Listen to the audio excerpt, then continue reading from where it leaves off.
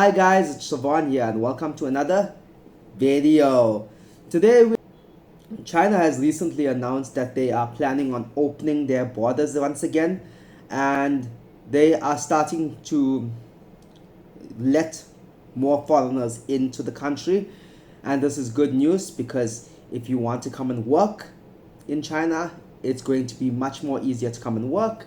If you have family here that you want to come and visit, it may be easier for you to come visit your family. If you want to start a business here, it could be easy.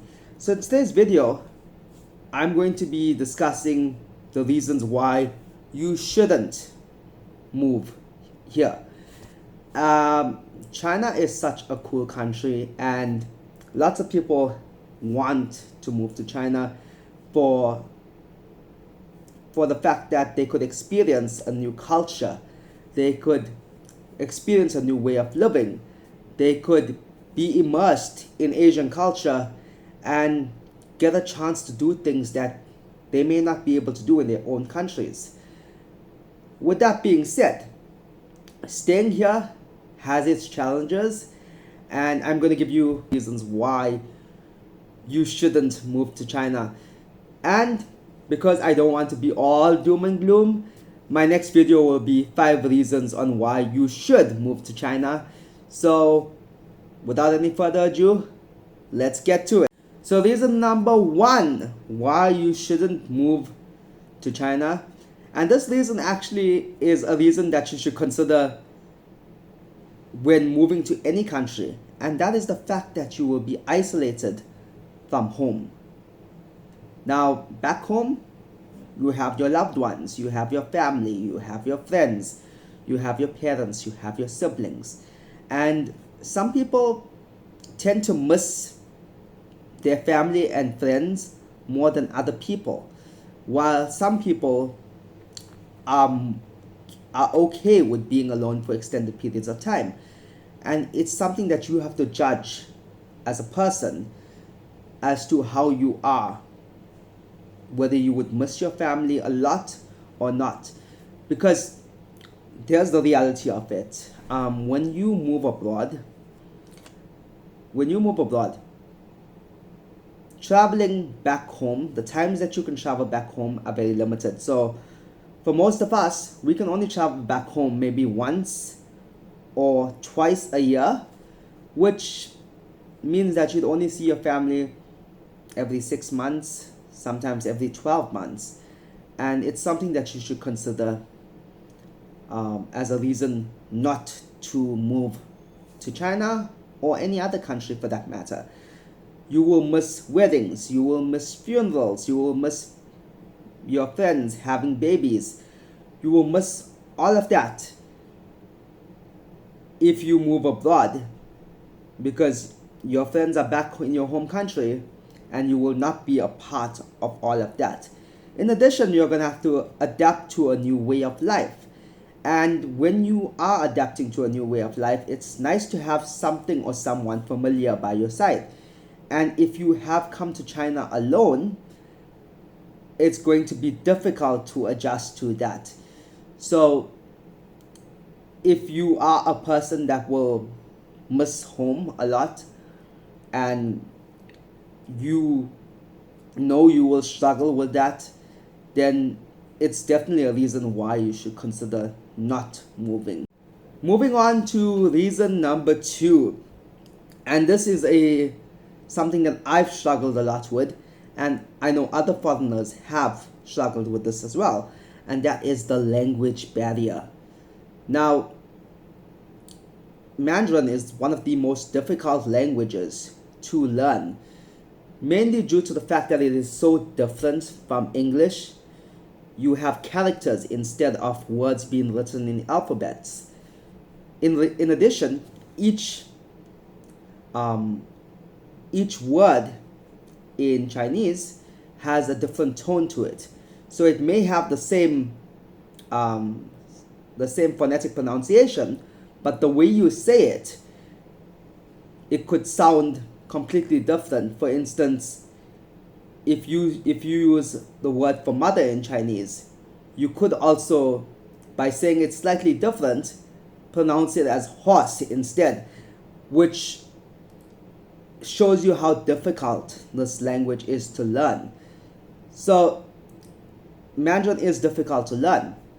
With that in mind, when you are living in China, depending on where you're living in, if you are not living in a city like Beijing or Shanghai, then chances are there's not a lot of people that speak English.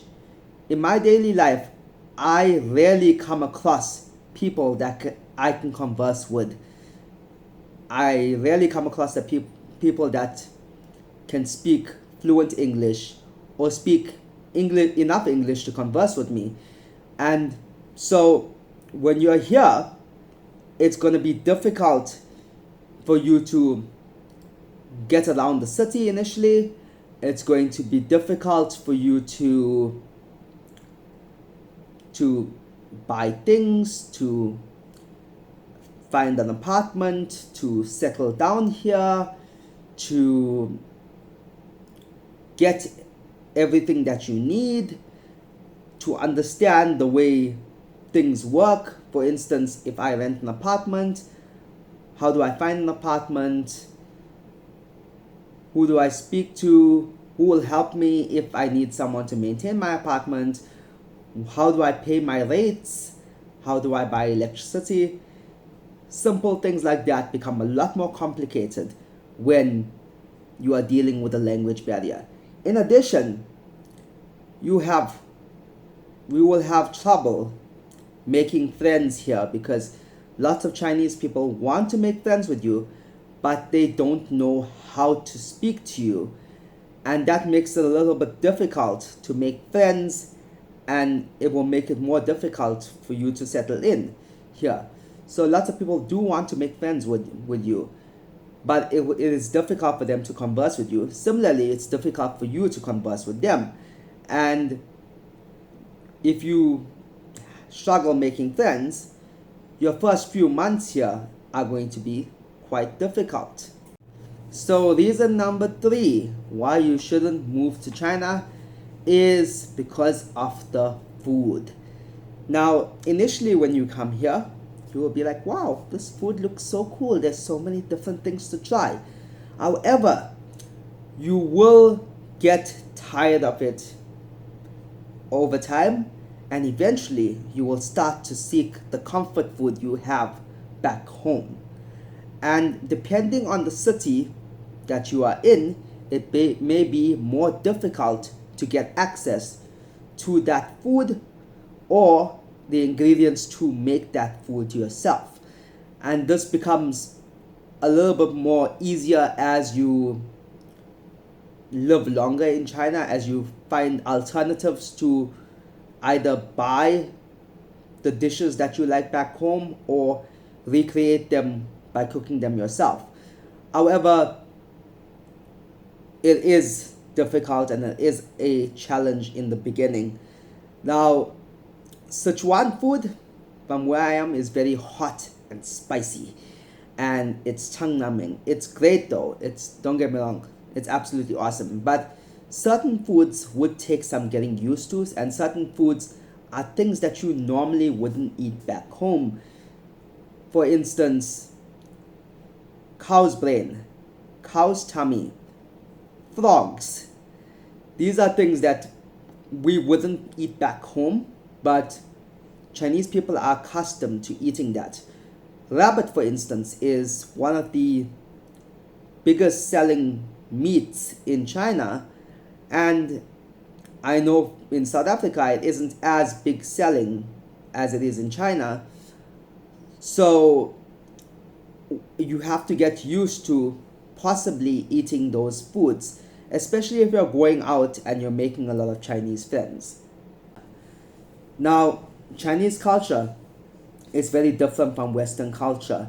And so there's a lot of things that you will see Chinese people do that do not make sense to you, or may gross you out, or may be difficult for you to get accustomed with first.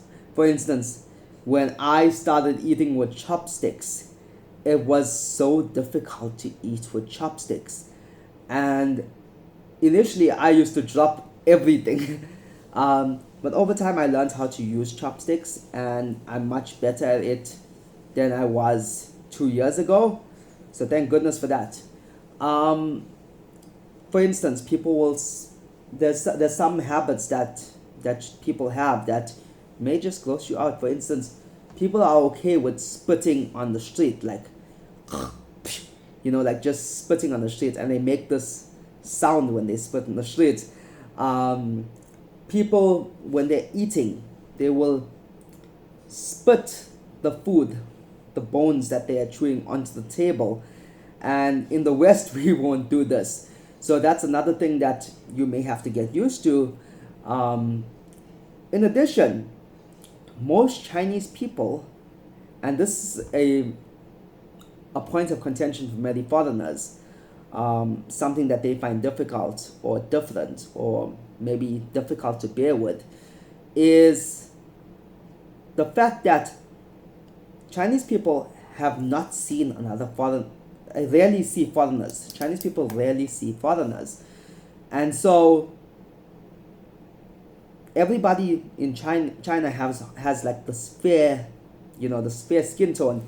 And imagine all of a sudden they see somebody who is brown. They stare at you. People stare at you. Everyone stares at you. Wherever you go, I can go outside my apartment and people will stare at me. It's just a thing because they haven't been exposed to seeing that many foreigners. They will stare at you, they will look at you, and they will say, wow, look, it's a foreigner. And in Chinese, wow, it's a foreigner. And so it's something that you may have to get used to, the attention, as well as sometimes people will come up to you and take pictures with you and ask to take pictures with you or ask you for your WeChat.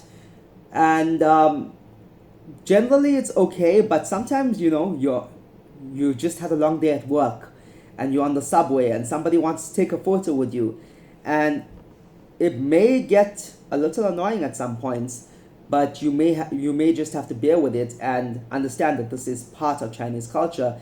I know my friends that have braids in their hair. Chinese people are like so fascinated by it because they haven't seen black women. They rarely see black women. So if you have braids or like frizzy hair, they want to touch your hair or touch your braids. And especially as a woman, that may be a little weird for you to go through. So it's something that you definitely have to consider before coming here. So yeah. However, most of these things can be handled and dealt with over time. You will get used to it, but it's definitely something that will make your experience a little more tougher, especially in the beginning. And there's going to be a learning curve. So the first 5-6 months that you are here may be difficult to navigate. However, once you pass that initial stage, it becomes much more easier to navigate through. Once your level of Chinese gets better, it becomes much more easier to understand people and to make friends and to socialize. Once you understand the culture of the people, you start to feel more comfortable living in this country. And it's not all doom and gloom. I'm going to do a video on why you should move to China, and keep an eye out for that. So guys, thanks for watching, and if you guys have any questions, I know this is a contentious topic. If you guys have any questions, hit them in the comment down below. Don't forget to leave a like, share, subscribe, and hit the notification bell so you don't miss any new videos. Thanks for watching guys, and I'll see you in the next video.